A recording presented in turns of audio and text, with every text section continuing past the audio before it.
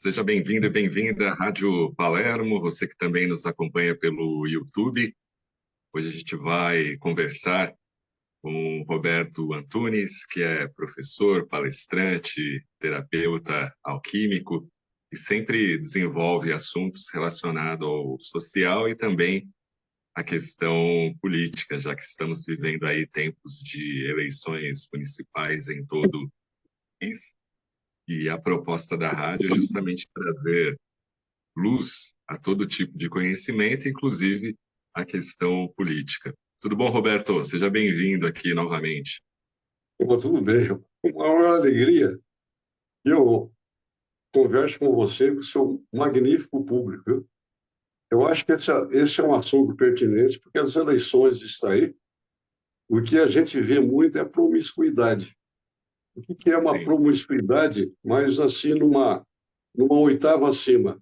É você não ter critérios para escolher. Aí você vira um promíscuo. Então, a gente quer, com essa palestra, fazer com que a promiscuidade suma das pessoas que vão votar. inclusive o Roberto está à disposição aí dos partidos, dos políticos, de escolas, universidades, para desenvolver aí esta temática. Para começar, Roberto, como que você vê essa questão da cura da política, se isso é uma realidade ou uma ilusão, porque muita gente fala que precisa mudar, que as coisas precisam ser mais desenvolvidas no campo político. Você acha que é possível se chegar nessa, para alguns utopia, né? Para outros uma mudança? Você acha que é possível? Isso é uma realidade ou uma ilusão? Não, eu creio que é uma realidade, mas 98% da população está distante dessa realidade, porque tiveram as suas mentes escravizadas. E eu vou falar mais tarde, mais especificamente, o que é uma mente escravizada. Desde pequeno, eu vejo as pessoas falar o seguinte: eu odeio política. Nenhum político presta. Entrou na política, sujou. As pessoas boas não podem entrar na política, porque se entrar na política, vai se sujar e vai perder a sua honra, a sua dignidade. Isso são crenças que foram colocadas nas cabeças de 98% das pessoas. E o Raul Seixas, ele tem uma frase fenomenal que eu acho naquela música que ele fez, O Maluco Beleza, ele diz o seguinte: o normal é fazer tudo igual. Quem faz tudo igual não cria e não incomoda o sistema. O sistema não quer que mais que mais que 2% da população ela participe das decisões que ocorram. O normal é a gente participar das mudanças, né? Então, aquele que muda não tem interesse. E o sistema, a gente sabe que somente 112 famílias no mundo, elas dominam mais de 85% do capital. E no mundo só existe 8 corporações financeiras. Quando a gente escuta aí no rádio ou assiste na televisão que vai fazer uma distribuição menor de renda, a gente vê como agita o mercado. O mercado fica extremamente agitado.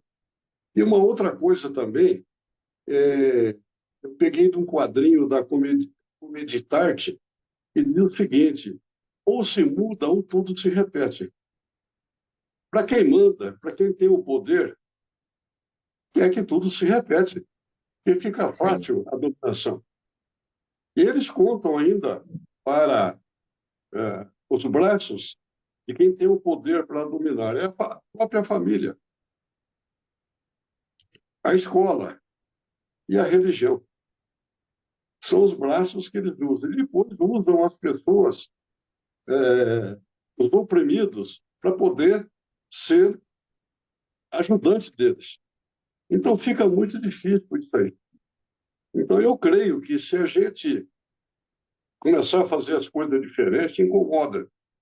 Eu lembro que eu estava numa manifestação na Praça da Sé e o tempo estava bom como hoje, um sol. De repente, armou uma chuva e caiu lá. E todo mundo abriu o guarda-chuva. A Praça da Sé ficou inteirinha preta. Ninguém tinha capacidade de colocar, de comprar um guarda-chuva de cor diferente. Mas eis que, de repente, estava lá, apareceu um camarada com um guarda-chuva amarelo. Ele entrando e se ajeitando. Acabou a manifestação.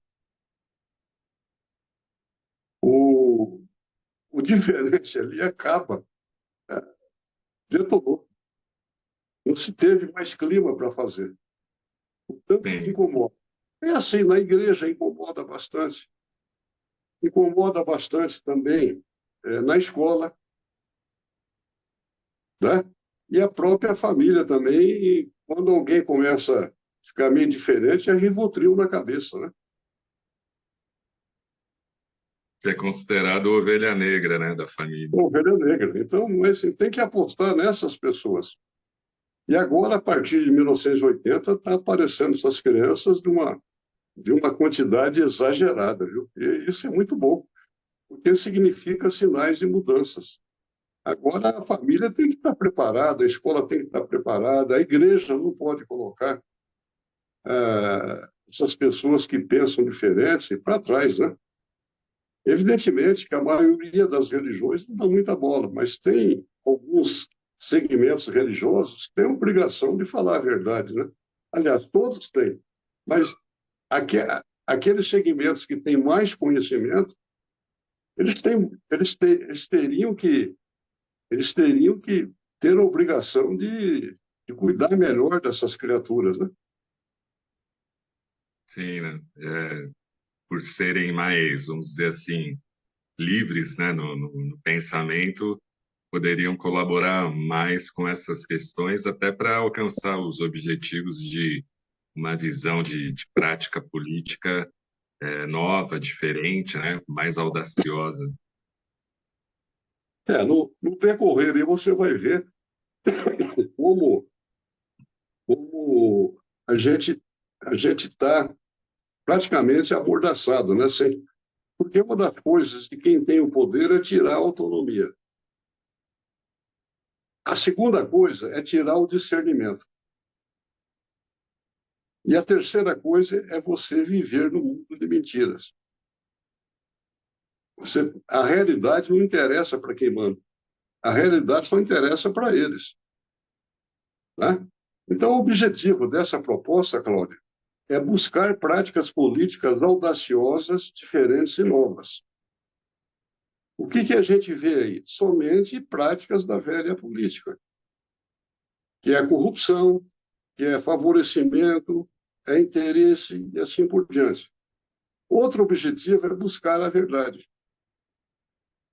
Buscareis a verdade e a verdade vos libertará. Máxima perfeita. Desenvolver a autonomia pessoal. Isso, quem tem o poder não quer que você seja autônomo, que você foge do controle deles. E depois a renda deles vai ficar diminuindo. Fortalecer o discernimento.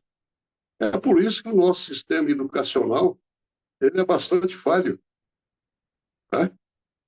E a gente percebe que o próprio sistema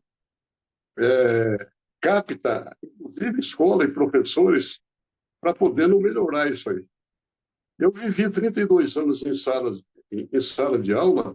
No começo eu tive uma atuação profissional muito fraca, porque a escola não me preparou para ser professor. Mas depois, com o tempo, passando o tempo, fui pegando experiência, e depois a experiência melhor que eu tive foi participar da equipe do Paulo Freire, para implantar a proposta dele na rede municipal. Aí, para mim, foi o grande presente, né? Então, a escola, o professor tem que, a todo tempo, estimular que as crianças tenham autonomia e discernimento para poder tocar a vida sua. Viver na realidade. Sim. Tá? Porque o que a gente vê é o seguinte, é passado um mundo que não existe, né, para a gente. E a gente acredita que aquele mundo existe e convida amigos para poder participar de um mundo que não existe. Quebrar paradigmas. Então, a gente tem que quebrar o paradigma da velha política e bloquear as crenças paralisantes, aquela que eu falei no começo, como é que nós vemos a política. Isso a gente tem que fazer o bloqueio quase que total. Verdade.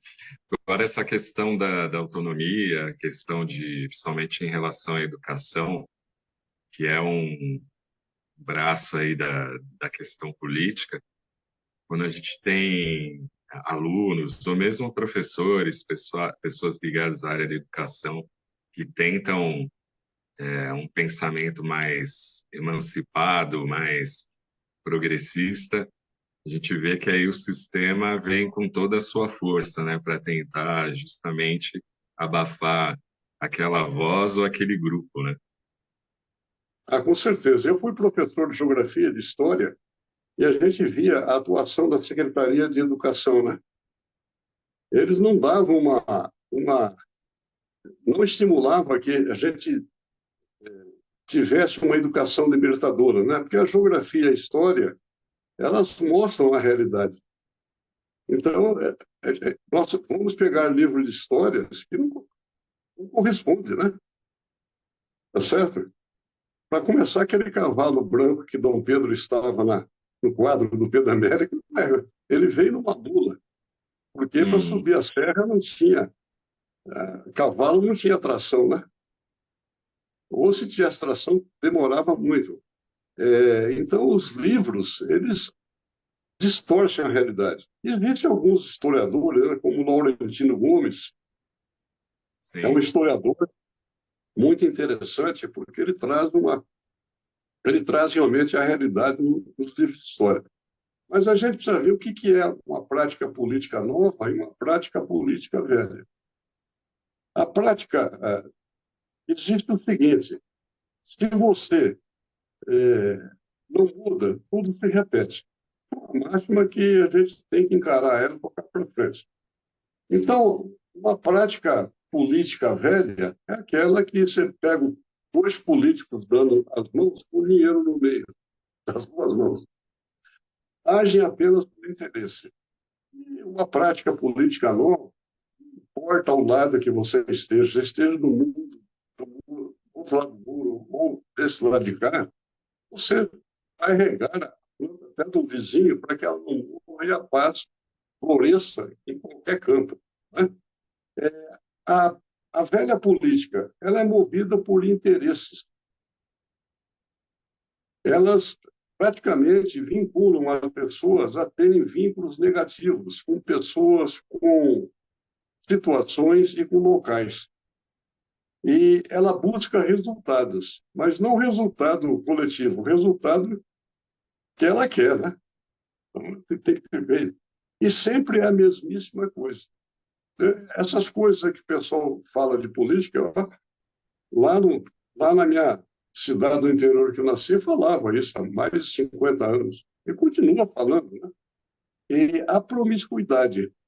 A promiscuidade, a gente coloca sempre ela num oitavo acima, porque o que interessa é o conteúdo desse texto aqui. Eu tirei do Dr. Oswaldo Coimbra Júnior, que é médico homeopata. Ele tem um conceito de cura muito profundo. Evidentemente que eu não vou receitar remédios para curar a política. Eu apenas Uhum. vou pegar alguns pontos para que a gente possa fazer a ressignificação e aí a gente abandona as crenças, os vínculos e começa a fazer uma nova política. A promiscuidade, ela é incutida, porque a gente não pode ter critério para escolha. É por isso que a escola não pode ser de boa qualidade, porque lá uma escola de boa qualidade não tem promiscuidade. As pessoas escolhem, realmente, tem critérios bons para escolher. E elas apostam na desigualdade. A desigualdade, ela tem que existir. Muitas coisas para poucos e, e pouca coisa para muitos. Essa é a máxima perfeita. Acordos escusos. Isso é prática da. Os acordos são feitos nos bastidores e ninguém tem conhecimento, só tem conhecimento na hora que a faca está no pescoço. E a outra coisa que surgiu agora é a questão das fake news, né? Fake news, a velha política abraçou isso, Sim, é o principal instrumento. Agora, a prática de uma nova política, ela é audaciosa, ela está sempre na vanguarda, procurando coisas novas, busca a verdade, ativa o discernimento, ela desenvolve a autonomia. E o mais importante, ela vai trazer algo importante que é fundamental na cura da política, que é a transmutação. A transmutação o conceito é uma oitava acima, que é mudar e transformar. Quando você vai no cabeleireiro para ser padrinho de casamento, na sexta-feira você sai de lá parecendo Tom Cruise. Mas na segunda volta, agora a transmutação é você mudar e perder o direito de voltar atrás. O que eu proponho é você transmutar na política, sair da velha política e vir para a nova, e perder o direito de voltar para a velha. Isso é muito profundo. Esse conceito é o conceito do Dr. Oswaldo que dá. sim, A realidade, trazer as pessoas para a realidade. A realidade é essa aqui, não tem outra. Então, foi, foi usada uma frase lá que eu achei muito interessante na eleição presidencial passada, que o pessoal falava e o pessoal acreditava aquilo como verdade e irradiava. E a seguinte frase: está ruim, mas está bom. Eu nunca vi um negócio desse. Está ruim, mas está bom. A transparência. Quando eu falo em, em acordos escusos, eu falo na transparência. Evidentemente, agora, o candidato, principalmente o cara que vai ter o poder de mando, ele tem que fazer acordos públicos, para que ninguém tenha dúvida na intenção dos dois. Essa é uma forma. E depois a integridade.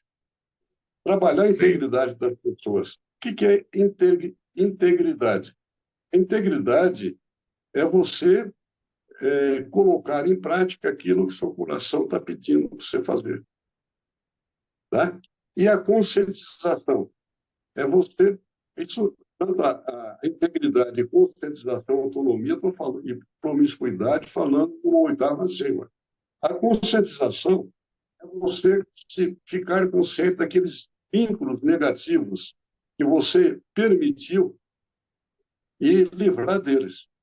Aí, beleza, viu? Tá? Mas eu vou agora falar alguns pensadores livres que falaram alguma coisa sobre práticas políticas novas. O Chico Buarque de boa. Holanda tem a seguinte frase: as pessoas têm medo das mudanças. Eu, Chico Buarque, tenho medo que as coisas nunca mudem. Tá? O, a Simone de Beauvoir, essa mulher, uma das cabeças iluminadas. O opressor não seria tão forte se não tivesse cúmplices entre os próprios dominados, oprimidos. Sim, É o verdadeiro capitão do mato. Paulo Freire dizia o seguinte: seria uma atitude muito ingênua esperar que as classes dominantes desenvolvessem uma forma de educação que permitisse às classes dominadas perceberem as injustiças sociais de forma crítica.